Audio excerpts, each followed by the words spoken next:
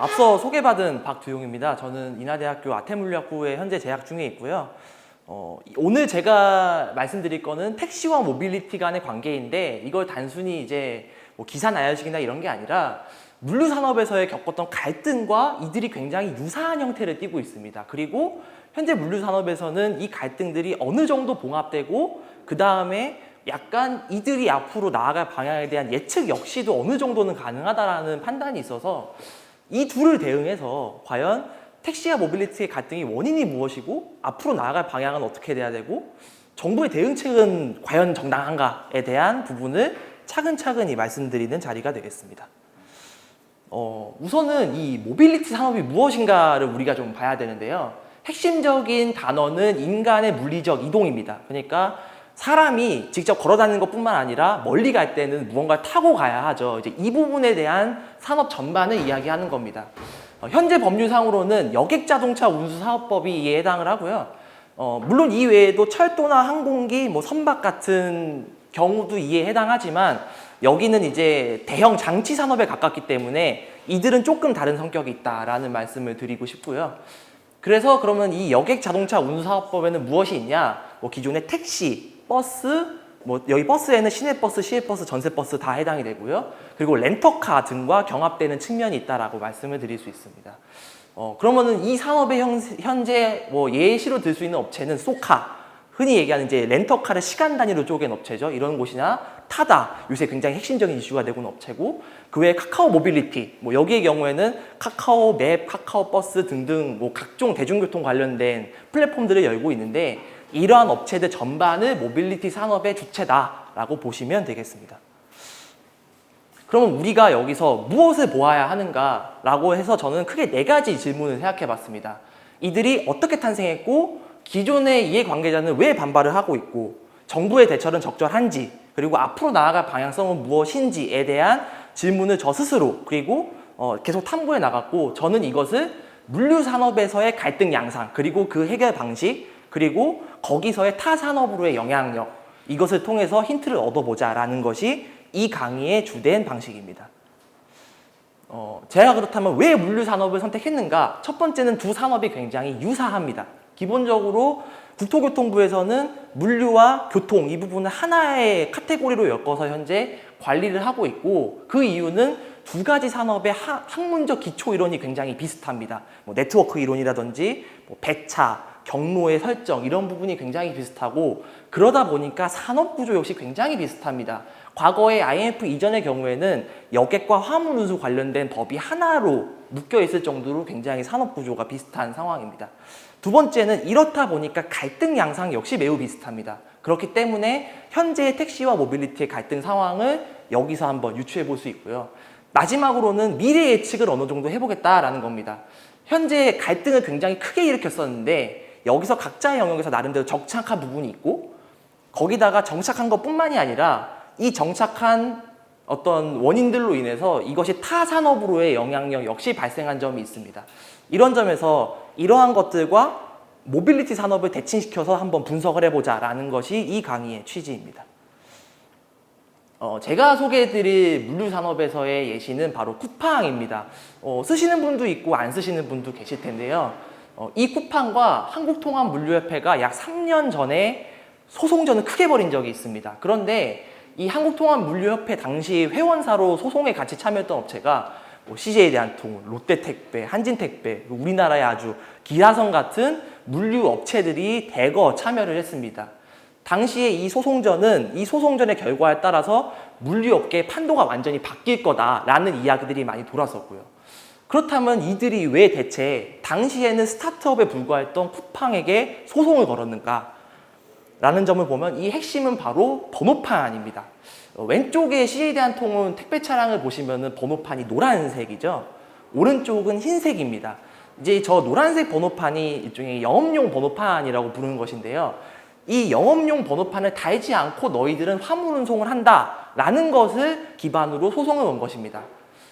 얼핏 보기에 둘은 굉장히 비슷합니다. 실제로 CJ대한통운을 통해서 택배가 오든 쿠팡을 통해서 택배가 오든 형태는 똑같습니다. 똑같은 상자에 오고요. 송장도 거의 똑같습니다. 고객들 입장에서는 별 차이가 없어요. 그런데 왜 둘은 이렇게 다르냐라는 거죠. 그렇다면은 이 번호판이 대체 무엇인가를 알아보면 2018년 기준으로 번호판 한 개가 약 3천만 원 가량의 시세가 있습니다. 차 가격이 한 2천만 원 되거든요. 그러니까 이 차를 사서 허가를 받으려면은 차보다 번호판 가격이 더 비싼 시장인 겁니다. 만약에 쿠팡이 이 산업에 인허가를 받기 위해서 1,000대의 영업용 번호판을 붙여야 한다라는 판결이 나오게 되면 이 번호판을 사들이는 데만 한 300억이 쓰이는 결과가 나오는 것입니다. 그런데 소송은 쿠팡이 승리했습니다. 왜 승리했는가를 보면 법률을 보시면 화물자동차 운수 사업이란 다른 사업의 요구에 응해서 화물자동차를 사용해서 유상으로 운송한다라고 규정이 되어 있습니다. 그런데 쿠팡의 모델을 보시면 상품을 매입한 다음에 보관하고 이것을 배송하는 형태입니다. 즉 우리가 쿠팡에서 로켓 배송이라고 부르는 당일 배송 모델은 실제로 주문을 하면은 보관되어 있던 상품을 당일에 바로 전달하는 형태의 개념이라고 보시면 되겠습니다. 그렇기 때문에 법원의 판결은 쿠팡의 화물은 소유권이 쿠팡에 있기 때문에 다른 사람이 요구가 아니라는 거죠. 그래서 이에 대한 배송은 화물자동차 사업으로 볼 수 없다라고 판결을 했고 이는 곧 영업용 번호판을 매입할 필요가 없다라는 의미가 된 것입니다. 이제 타다입니다. 타다와 택시 업계는 굉장히 큰 갈등을 일으키고 있고 실제로 이로 인해서 택시기사 한 분께서 분신자살을 기도하셨고 결국은 세상을 뜨게 되는 안타까운 일도 있었습니다. 이들의 갈등 역시 유형은 똑같습니다. 택시는 노란색 영업용 번호판을 달고 있고 타다는 흰색 일반 번호판을 달고 있습니다. 왜 이러한 차이가 발생을 하는가? 그리고 이 번호판은 대체 무엇인가? 서울택시 기준으로 번호판 한 개당 가격이 한 8,500만 원 정도에 형성이 되어 있습니다. 일반적으로 택시는 소나타를 많이 사용을 하죠. 소나타 차량 가격이 한 2,500만 원 되니까 번호판 가격이 소나타보다 한 3배 더 들어간다 이런 겁니다. 참고로 이제 요거는 개인 택시의 사례이고 법인 택시의 경우에는 한 3천만 원 정도 한다라고 알려져 있습니다.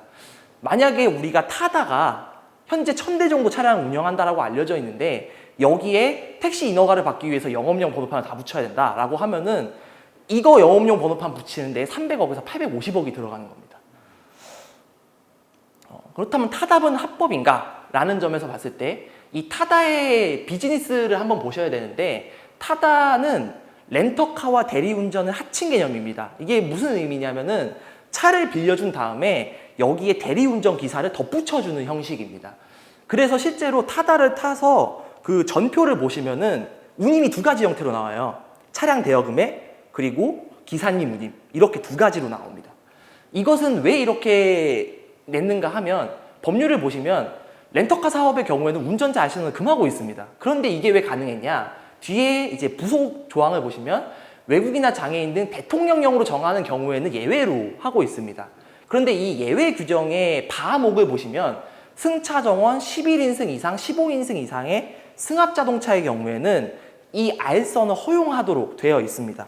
근데 앞서 잠깐 사진을 보여드렸는데 이게 이제 승합 자동차에 들어가는 차량입니다. 실제로 타다는 전부 이 차량을 활용하고 있습니다. 즉 타다가 이 차량을 쓰는 이유는 운전자를 알선하기 위해서 이 차량을 지금 쓰고 있는 것입니다. 그렇기 때문에 국토부는 이번 주에 발표된 상생안이 나오기 전까지는 법률상 존재하는 규정 기반이기 때문에 합법이다라고 그동안 입장을 유지해 왔었습니다. 그런데 이번 주에 이게 뒤집어졌습니다.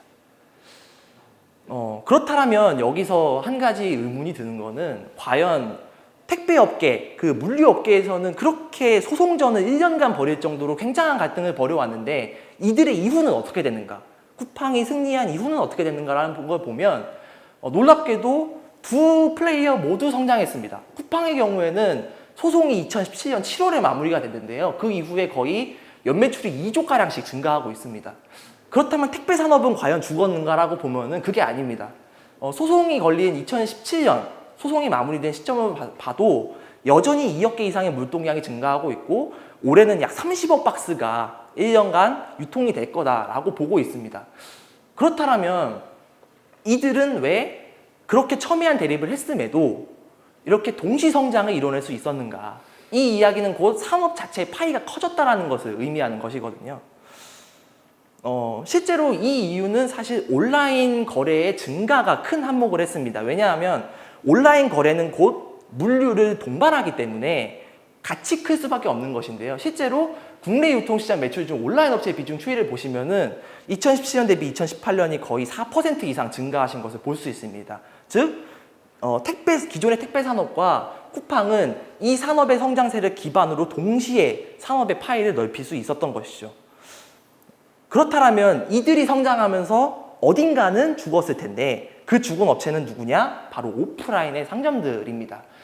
왼쪽의 그래프는 이마트, 홈플러스, 롯데마트, 이른바 대형 마트라고 불리는 빅3 업체들입니다. 이 업체들을 보시면은 2017년을 기준으로 점포 수가 감소세로 돌아섰습니다. 계속해서 증가 추세를 보이다가 더 이상 매출이 늘지 않다 보니까 감소세로 돌아선 것이죠. 오른쪽 그래프를 보시면은 자영업자 LTI라는 말이 나오는데요. 이 LTI는 현재 달의 소득 대비해서 빚이 얼마인지를 측정하는 지수인데요. 이걸 보시면은 2017년 대비 2018년이 도소매 업종이 가장 크게 증가했습니다. 거의 300 가까이 돼가고 있는데요. 이것은 곧 도소매 업계의 자영업자들이 굉장히 위기에 처해 있다. 특히 재정적으로 굉장히 위험하다라는 지표라고 볼 수 있습니다. 즉, 온라인 시장이 커감으로써 오프라인 시장이 반대급부로 죽었고 이로 인해서 1차적인 위협은 도소매 자영업자들, 2차적으로는 대형마트까지 지금 위기에 처해 있는 것이죠. 그렇다면 이 온라인의 구매 전환은 왜 이루어졌는가를 첫 번째로 보면 가장 첫 이유는 더 저렴한 가격이었습니다. 실제로 온라인으로의 처음 온라인이 메인 채널이 되기 전에는 온라인은 그냥 오프라인보다 좀 더 싼 데야 라는 인식들이 많이 있었습니다. 그런데 사실은 이것은 첫 유인 정도이고 핵심적인 부분은 바로 이 편리한 부분입니다. 오프라인에 내가 직접 가서 구매하냐 또는 어플을 깔고 카드를 등록하고 거기에 주소지를 입력하고 이게 더 편하냐라는 것을 봤을 때 후자가 더 편해진 거죠. 스마트폰을 더 많이 쓰게 되면서 더 보편화가 되고 거기에 상응하는 기술들이 발전하면서 편리함 측면에서 오프라인 구매보다 온라인 구매가 더 편해진 겁니다. 그래서 제가 가진 의문은 무엇이냐? 이 모빌리티 산업의 구매 전환이 과연 택시에만 국한되냐라는 겁니다. 여기서의 구매 전환은 택배와 쿠팡의 1대1의 관계가 아니라 결국은 다른 산업이 타격을 입은 것인데 여기도 그런 일이 벌어지지 않을까. 예를 들어서 타다나 소카가 들어갔을 때 택시 시장의 파이가 줄어드는 게 아니라 다른 시장의 파이가 줄어들 수도 있지 않겠냐. 그렇다라고 하면은 정부의 정책 방향성이 지금처럼 택시 대 모빌리티 1대1 구조로 가면 안 된다라는 것이 제 생각이었습니다. 그래서 저는 모빌리티 업체의 구매 전환 시나리오를 크게 세 가지로 짜봤습니다. 첫 번째는 버스나 지하철 대신 이걸 이용하는 겁니다. 두 번째는 기존의 개념처럼 택시 대신에 이걸 이용하는 것. 세 번째는 자가 차량을 보유하지 않고 이용하는 것입니다. 과연 이 사람들이 이용료를 그냥 내고 자가 차량은 그냥 팔아버리는 거죠. 더 이상 내 차는 필요 없다. 그래서 이 세 가지 시나리오를 봐서 과연 어느 산업으로 불똥이 튈지를 한번 보자라는 것입니다. 우선 대중교통 대신 이용하는 사례를 보시면 현재 타다를 기준으로 봤을 때 택시 요금 대비해서 한 20-30% 높은 수준이라고 알려져 있습니다. 그런데 서울 택시의 기본 요금이 3,800원이고요. 지하철의 기본 요금이 1,250원입니다. 모빌리티 업체들이 아무리 효율성을 가미한다라고 하더라도 대중교통 대비해서 요금 경쟁력을 가지는 것은 사실상 불가능하다라는 것이 당연히 통념적인 것이고 일부분 구매 전환이 가능할 수는 있습니다. 억지로 대중교통을 타셨던 분들은 일부분 구매 전환을 할 수는 있겠으나 이 수준이 그렇게 클 거라고 보진 않는 것이 일반적인 생각일 것 같습니다. 이 두 번째는 택시 대신 이용하는 이 부분입니다. 앞서 말씀드렸듯이 온라인에서 오프라인으로의 구매 전환은 가격 편리함이 두 가지 팩터로 볼 수 있는데 타다는 앞서 말씀드렸듯이 20-30% 높은데도 인기몰이를 하고 있고 심지어 타다를 불법으로 하면 헌법 소원을 내겠다라고 하는 팬덤까지 지금 구축이 되어 있습니다. 왜 이런가? 타다는 크게 두 가지를 프리미엄 서비스로 밀고 있습니다. 첫 번째는 콜 거부를 원천 금지하겠다. 콜이 들어오면 무조건 받겠다라는 것. 두 번째는 편안한 차량. 앞서 말씀드렸듯이 11에서 15인승 차량의 승합차를 대상으로 하고 있는데 여기를 일종의 고속버스의 우등 좌석 마냥 굉장히 편하게 해놨습니다. 그래서 소나타 타시지 말고 편안한 우등 좌석에 탑승하세요라는 프리미엄 서비스를 제공하고 있는 것입니다. 특히 야간 및 합승 수요가 많다는 특징도 있습니다. 야간의 경우에는 택시 승차 거부 이야기 굉장히 많이 나오는데요. 앞서 말씀드렸듯이 콜 거부가 원천 금지되어 있는 정책에 따라서 절대 콜 거부를 하지 않습니다. 그렇기 때문에 돈을 더 내더라도 무조건 온다라는 신뢰가 생기는 것이죠.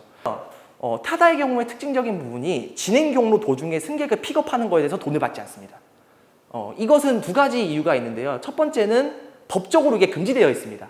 앞서 말씀드렸듯이 타다는 렌터카와 대리기사의 조합인데 렌터카의 경우에는 두 주체로부터 돈을 못 받도록 법에 규정이 되어 있기 때문에 애초에 불법인 사례이고, 그렇기 때문에 이런 합승이 굉장히 많이 일어나고 있습니다.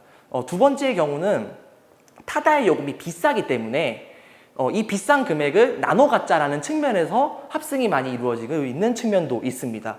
과거의 택시의 경우는 합승의 경우에는 건당 돈을 받았었거든요. 그 부분에서 고객들은 얘네는 다르구나 라고 인식을 하는 것입니다. 그런데 문제는 이러한 타다 또는 카풀 다양한 것들이 등장하기 전에도 이미 택시업계에는 문제가 있었습니다. 첫 번째는 과잉 공급 문제입니다.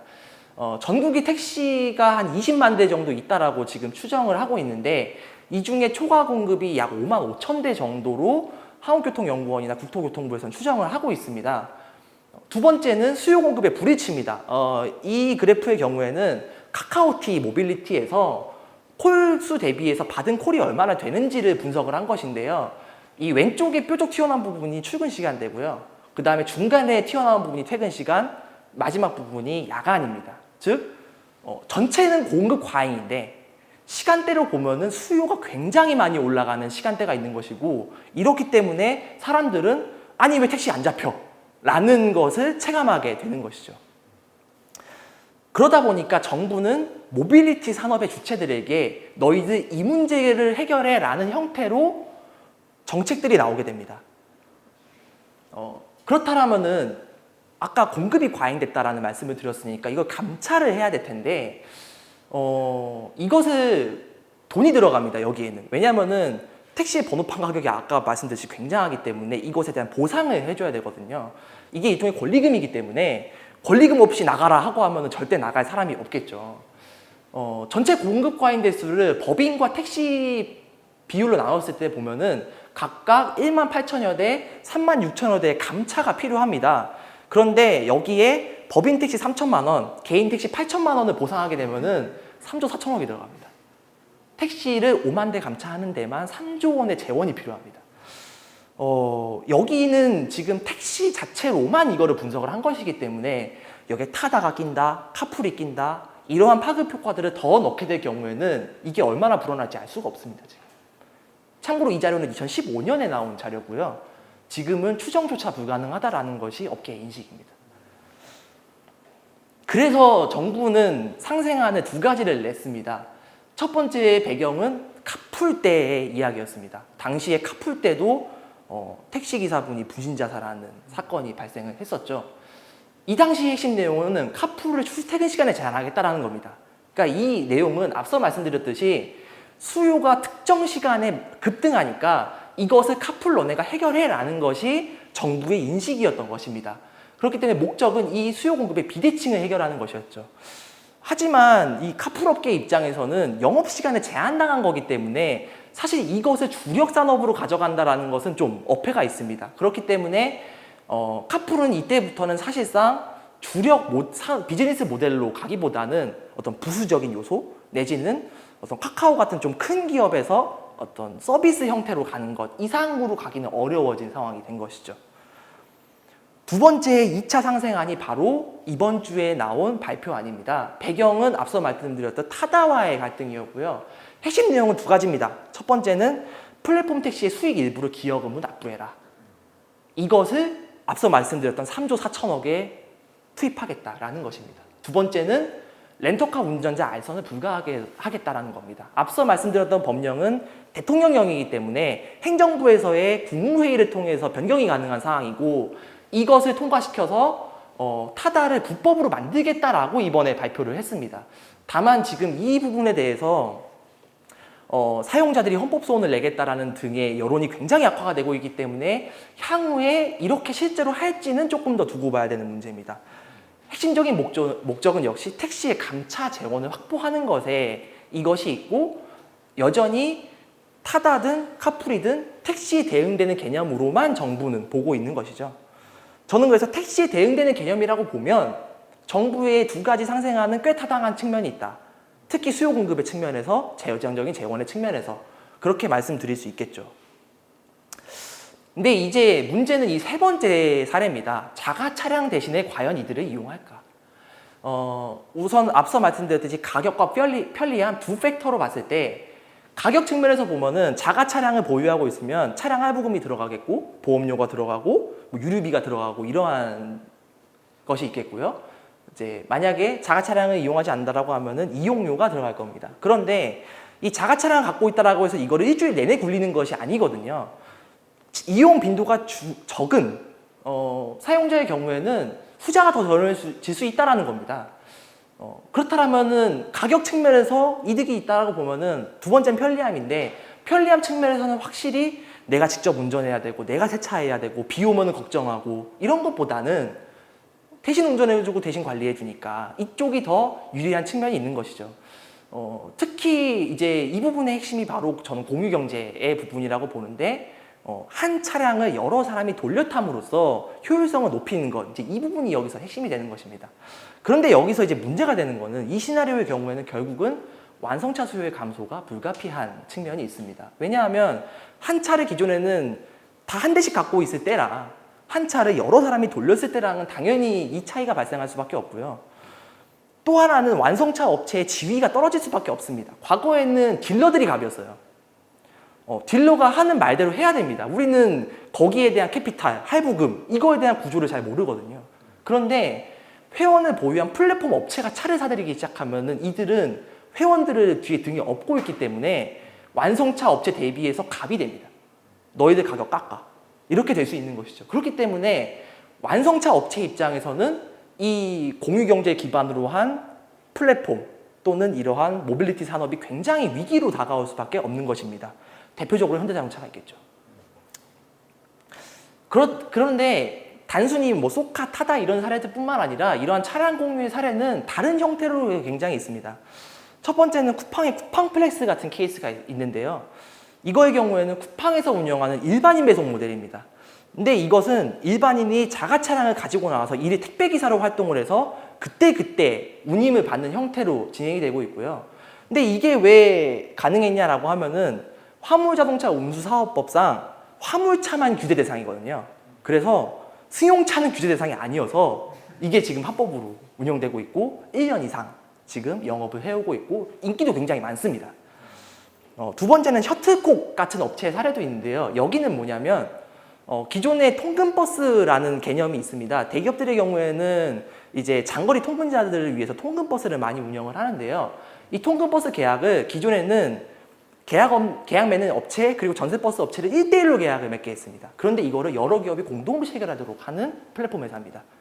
이게 인기를 끈 이유는 첫 번째는 이런 게 있습니다. 만약에 45인승 대형 버스를 임차해 온다라고 하는데 거기에 45명이 다 타는 게 아니거든요. 그런데 여러 기업이 공동으로 맺게 되면은 이 효율성을 늘릴 수 있고 그만큼 단가를 줄일 수 있게 되는 것입니다. 그래서 업계에서 상당히 인기가 많았고 특히 중소기업이나 스타트업들 같은 이른바 기존의 1대1 계약 구조로는 통근버스 비용이 부담스러웠던 업체들에게 굉장히 큰 인기를 끌었습니다. 그래서 원래 여객자동차 운수사업법에서의 전세버스의 경우에는 무조건 1대1 계약만 가능하도록 규정하고 있었거든요. 그런데 업계의 반응이 워낙에 좋아서 규제 샌드박스 심의를 거쳐서 합법화가 된 케이스입니다. 실제로 저는 이 케이스가 모빌리티 산업에 있어서는 거의 유일하게 업계의 이해관계 그리고 이러한 합의가 잘 이루어진 몇 안 되는 케이스다라고 보고 있습니다. 현대차는 이에 대해서 위기감을 갖고 있다는 시그널들이 계속해서 나오고 있습니다. 맨 위에 보시면 현대차가 스마트 모빌리티 솔루션 기업을 전환하겠다. 이 이야기가 나온 게 작년 9월입니다. 이 이후에 현대차가 무엇을 하고 있냐? 스타트업과 손을 잡고 모빌리티 플랫폼에 진출하겠다라는 이야기, 또는 공유 킥보드를 런칭하겠다라는 이야기, 또는 뭐 SK텔레콤과 제휴해서 스타트업 지원에 나서겠다 이런 이야기들을 하고 있습니다. 아까 말씀드렸던 어떤 아젠다가 자기네가 원래는 갑이었는데 차량을 파는 입장에서 이제는 그 주도권을 빼앗길 위기에 처해 있는 것이고 이렇다 보니까 선제적으로 투자를 하고 있는 겁니다. 지분 투자 형태로. 그렇게 해서 주도권을 놓치지 않으려고 하는 노력들이 있는 것이죠. 실제로 우리나라 같은 경우에는 카풀이나 이런 것들이 굉장히 벽에 많이 막혀서 현대자동차가 크게 이걸 하고 있지는 않지만 해외의 경우에는 뭐 우버에 지분 투자를 한다라던가 뭐 동남아시아에 그런 형태로 지분 투자를 해서 또는 독점적인 차량 공급 계약을 맺어가지고 이런 식으로 대응하고 있는 형태도 있습니다. 강의에 대한 결론을 말씀드리면 첫 번째는 앞서 제가 택시와 모빌리티의 대결 구도라는 형태로 강의 제목을 짰는데 제가 물류 산업을 통해 본 결과는 이걸 탈피해야 된다 라는 겁니다. 모빌리티 산업이 단순히 택시에 대응되는 구조가 아니라 완성차 업계의 판도를 바꿀 수도 있고 사실 이것은 어디로 튈지 모르는 산업의 형태가 있습니다. 가령 말씀을 드리면은 타다 같은 경우에는 대표가 소카의 1대 주주거든요. 그러니까 계속해서 이런 식으로 실험을 하고 있는 겁니다. 이 업체들이. 이 실험의 어떤 파급 효과는 타 산업에 어디로 튈지 모릅니다. 이들은. 택시가 아니라 다른 곳이 될 수 있는 것이죠. 두 번째는 여객자동차 운사업법의 재검토는 불가피하다. 이제는 필요하다가 아니라 당연히 해야 된다라고 저는 봅니다. 특히 포지티브 규제에서의 네거티브 규제로의 전환. 왜 그러냐 하면 택시 업계는 이미 어느 정도 낙인이 찍혀 있어요. 원튼 원치 않든. 택시는 불편해. 택시는 별로 친절하지 않아. 이런 것들을 보시면 이 여객자동차 운사업법의 어떤 그 한계점들을 공략해서 이러한 유사업체들이 계속 나올 겁니다. 그런데 그때마다 조항 바꿔서 불법으로 만들고 그 다음에 그때마다 상생안 만들어가지고 건건히 대응한다라고 하는 것은 현실적으로 불가능한 일입니다. 그렇게 봤을 때 기존의 어떤 인허가 제도, 즉 일정한 규격을 갖추면은 인허가해 주던 방식에서 하지 말 것을 정한 다음에 풀어주는 형태의 네거티브 규제를 전환은 불가피하다. 세 번째는 이 재검토 과정에서 재정 소요가 상세적으로 공개돼야 된다라는 겁니다. 앞서 3조 4천억 말씀드렸는데요. 만약에 그 번호판을 전부 없애고 해야 된다 그러면은 17조 원 정도 나오더라고요. 택시 하나를 다루는데. 이 재정 투입 규모와 산업의 혁신성을 둘을 비교해가지고 과연 이게 재정을 투입할 만한 가치가 있는가에 대해서 저는 좀 더 공론화된 장이 많이 나와야 된다고 생각을 해요. 이게 지금 단순히 택시뿐만의 문제가 아닙니다. 전세버스 또는 화물운송 업계의 경우에는 앞서 표를 제가 간단하게만 보여드렸지만 톤급별로 프리미엄이 다 다르게 있습니다. 이러한 프리미엄들이 나중에 여기에 나는 이렇게 할 거야, 나는 저렇게 할 거야 라고 해서 법의 허점들을 공략하는 업체들이 계속 나오게 되면은 이 재정 소요가 엄청나게 들어갈 것이 자명하거든요. 그래서 적어도 실제로 재정을 투입하는 것은 나중 일이라고 치더라도 각 산업별로 재정 투입 규모를 산출하고 이것을 국민들에게 소상하게 알리는 과정 정도는 해야 되지 않나 라는 것이 저의 결론입니다. 이렇게 강의 들어주셔서 감사하고요. 마치겠습니다. 네. 우선 물류산업의 노동조건에 대해서 말씀을 드리면은 우선은 물류운송업계의 경우에는 여전히 주 50시간 특례 업종에 들어가 있습니다. 그러다 보니까 직접 고용이어도 52시간에는 해당이 안 되고요. 쿠팡 기준으로 말씀을 드리면은 쿠팡맨이라는 사람들이 있습니다. 쿠팡카를 모는 사람들인데요. 이들의 경우에는 주 5일을 일을 하는데 자기 쉬는 날을 모릅니다. 예, 그러니까 쿠팡이 어떻게 하고 있냐면은 이게 구매일이 월요일부터 일요일이 있으면은 구매 그 분포가 다 다르거든요. 월요일에는 100개 사면은 사람들이 일요일엔 200개 사고 이게 편차가 다 다른데 그 수요에 따라서 이 사람들의 그 쉬는 날을 컨트롤을 해요. 쿠팡의 경우에는. 그래서 이런 케이스가 있어서 이들이 많이 요구하고 있는 게 있습니다. 나 쉬는 날 좀 알았으면 좋겠다. 약속을 못 잡는 거예요, 이 사람들은. 네.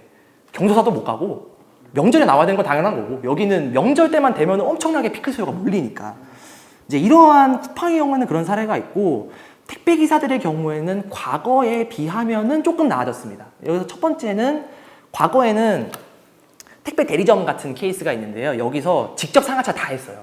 분류 다 하고. 근데 지금 CJ 경우에는 거기에다가 분류하는 작업을 하는 기계를 다 넣었습니다. 택배 대리점 일선에. 그래서 택배 기사분들이 상하차를 하는 소요가 조금 줄어든 면이 있고요.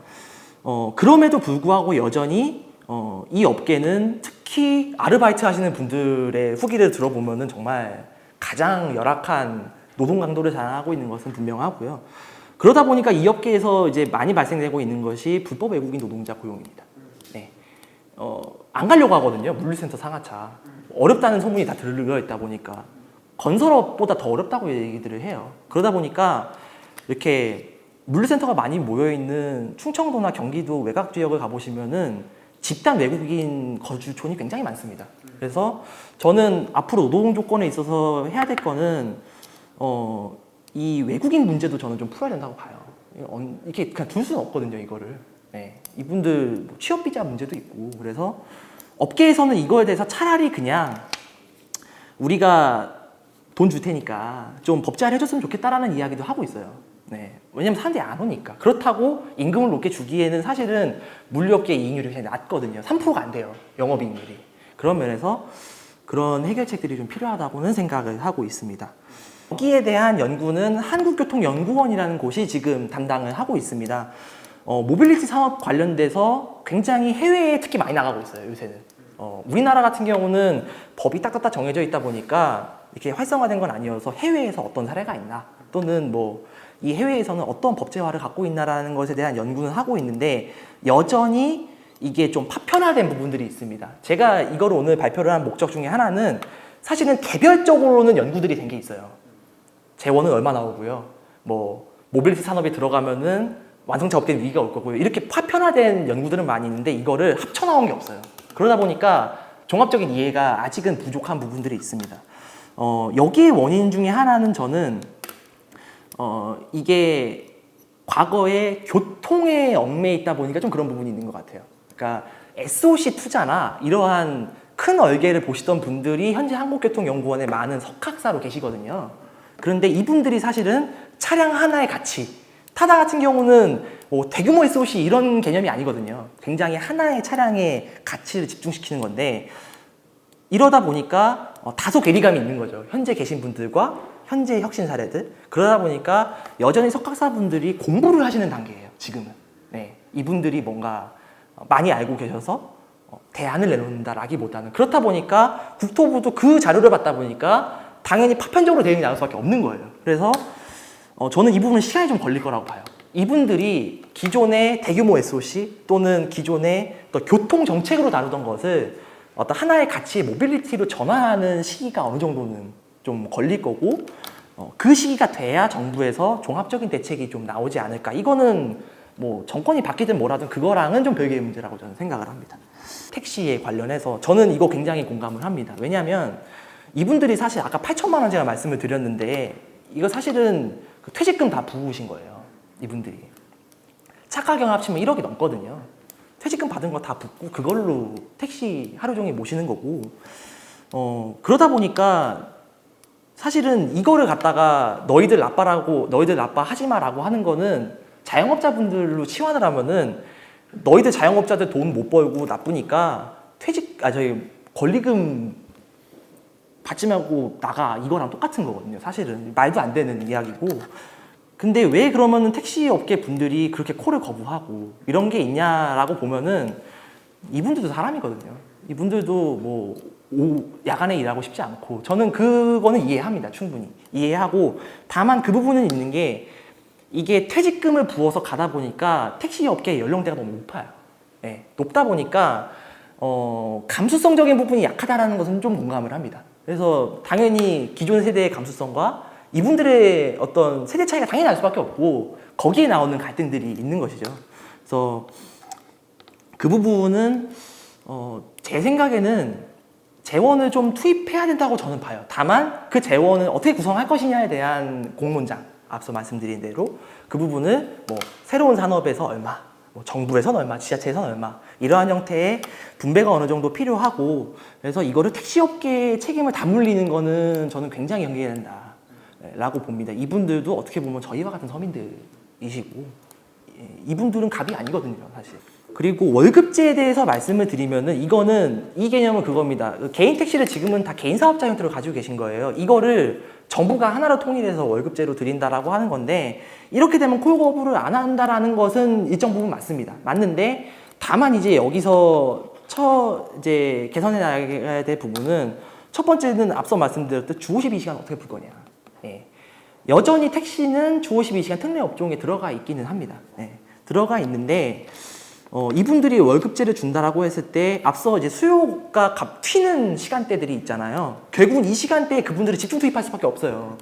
그렇게 되는데 이분들이 근데 어떻게 보면 그 시간은 굉장히 어려운 시간대거든요. 아침 일찍, 새벽 시간대, 어려운 시간대인데 월급제를 시행한다라고 했을 때 이분들이 과연 그 시간대에 일을 하려고 할까는 조금 따져봐야 되는 문제이고, 두 번째는 일을 해야 된다라고 보면은 야간 수당을 붙여줘야 되고 이게 다 붙어야 되거든요. 정부에서 이걸 통할한다라고 봤을 때 이것도 재원이 만만치 않게 들어갈 겁니다. 분명히 국토부에서 이걸 전체 총괄한다고 보면은 이러한 부분에 대한 고민들도 들어가고 있고, 국토부에서는 지금 현재 대비해서 월급제로 해도 크게 차이가 없다라고 이야기는 하고 있는데 제 생각에는 그건 좀 아닌 것 같아요. 특히 야간 수당을 고려했을 때 지금 측면에서 그런 점을 봤을 때 월급제의 경우에는 이야기는 하고 있지만 요원하다라는 점이 있고, 저는 조금 월급제는 성급하게 내놓은 것 같아요.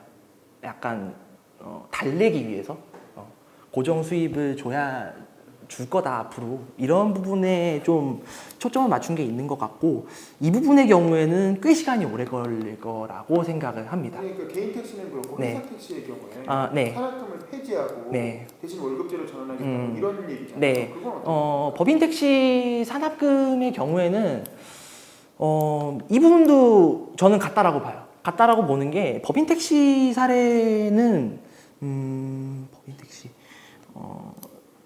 이제 기존의 경우에는 이제 벌어들인 운송료를 뭐 7대 3으로 나누거나 이런 형태의 것을 월급제로 바꾸겠다라고 하는 건데, 이 택시 업계의 사장님들, 이제 이 주체분들이 있는데 이분들이 결국은 월급제를 동의해야 이게 풀리는 건데, 현재 이분들은 이거에 대해서 굉장한 거부감을 가지고 있는 건 사실입니다. 물론 정부가 칼을 빼줄 수는 있어요. 동의 안 하면은 허가 안 내주겠다, 번호판 다 회수해 버릴 거다, 이제 이렇게 할 수는 있는데 현실적으로 그렇게 덤볐을 때 이 택시기사 분들은 어쨌든 법인에 속해 있는 분들이거든요. 이분들이 정부가 강하게 나갔다라고 했을 때 이분들이 피해를 볼 수도 있어요. 어떻게 보면 일자리를 잃을 수 있거든요. 그래서 정부에서도 강하게 이야기는 하고 있는데, 지금 다 상생한들의 공통점을 보시면은 강하게 이야기는 하고 있는데 안명이가 없어요. 이유는 가장 큰 건 전 돈이라고 봅니다. 네. 앞서 봤을 때 3조 4천억 막 이렇게 엄청난 돈 단위가 나오다 보니까, 그래서 법인 택시의 월급제의 경우에는 압박은 하고 있어요. 계속 너희들 그렇게 해봐라, 산학금 내지 말아라 하고는 있는데 어려운 부분이 있고, 또 하나 여기에 얽혀 있는 거는 이게 일종의 그 위탁이 들어가 있는 케이스도 있습니다. 어떤 경우냐면은 법인이 차를 갖고 있는 게 아니라 이 칠소유주가 실제로는 택시기사인 거예요. 그러니까 뭐냐면 법인이 차를 갖고 있으면은 고정비가 많이 들어가니까 차를 갖고 오라는 거예요. 차를 갖고 오고 번호판만 붙여줄게, 이렇게 해서 하는 거죠. 근데 이 구조에서는 사실 월급제가 나오기 대단히 힘듭니다. 이 사람들은. 그러니까 실제로는 월급제가 들어가기가 굉장히 어려워요. 이런 구조들이 껴있으면. 이거 원래 불법인데 사실은 많이 자행되고 있거든요. 법인 택시들이 차를 사기에 굉장히 부담이 있다 보니까 이러한 문제들까지 포함하는데 지금 이거를 겉으로 못 꺼내고 있어요. 네, 이걸 꺼내기 시작하면은 불법을 규정해야 되고, 그때 사실 이 규모가 거의 절반 가까이 된다라는 통계도 나와 있거든요. 그래서 이러한 복잡한 문제들이 다 얽혀 있는 사안이라 함부로 월급제로 돌리기가 굉장히 어려울 거다. 특히 지역별로도 차이가 많이 날 겁니다.